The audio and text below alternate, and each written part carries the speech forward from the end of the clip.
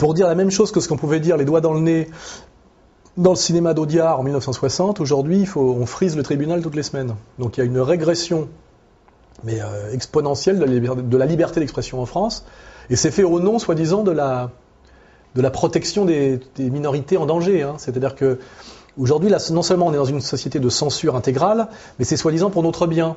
Hein. C'est-à-dire, c'est pour protéger des minorités qui n'ont jamais rien demandé d'ailleurs et dont on ne sait pas si elles existent vraiment, de la violence, comment dirais-je, d'un complot fasciste qui serait omniprésent. Alors, ça va de Timsit qui va au tribunal parce qu'il a fait une plaisanterie sur les Mongoliens, à Dieudonné qui aujourd'hui ne peut pratiquement plus jouer, c'est-à-dire qu'il va bientôt falloir qu'il joue sur le trottoir avec un mégaphone parce qu'on lui interdit de jouer ses spectacles alors qu'il y a une grosse demande. Hein.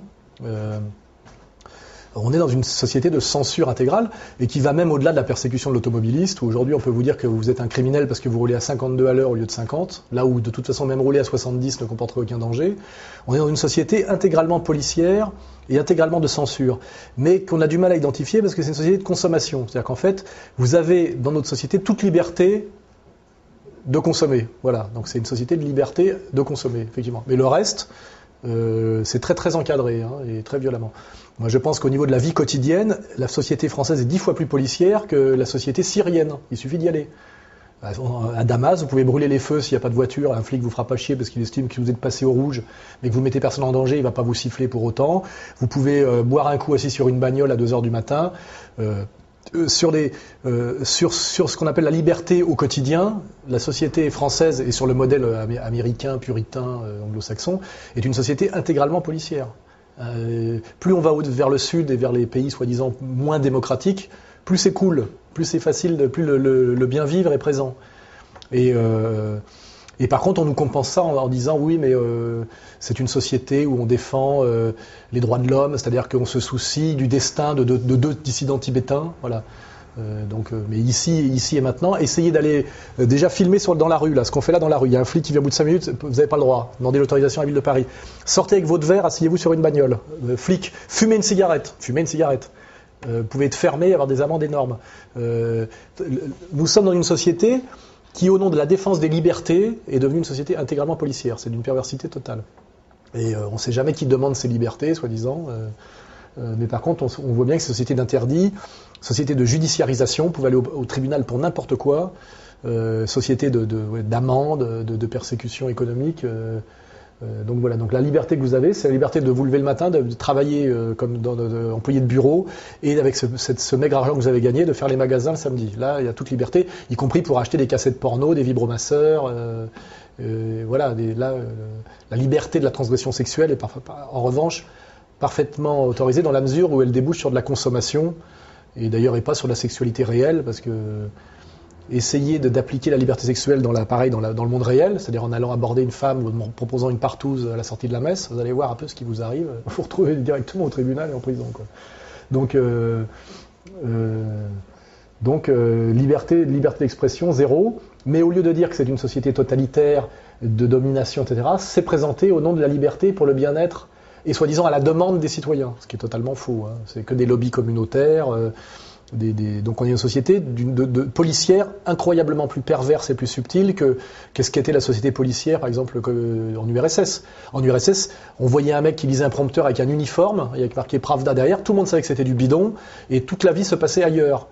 Ici, comme c'est une hôtesse blonde qui joue les féministes et qui a la larmichette avec un badge du Dalai Lama et un petit truc pour la journée de solidarité avec les gays, ça demande plus de culture de comprendre que ça revient au même. Ce qui veut dire que la société de propagande est finalement plus une société de liberté que la société de communication, parce que la propagande, c'est très vite identifiable. Et donc on sait, on éteint la télé, on fait autre chose, voilà. Alors que là, pour décrypter le mensonge dans ce qu'on appelle la communication, la transparence, les droits de l'homme, etc., ça demande une culture politique infiniment supérieure. Et la majorité des gens souffrent au quotidien parce qu'ils sont quand même judiciarisés, pénalisés, enfin ils se sortent des PV, des injonctions, des menaces.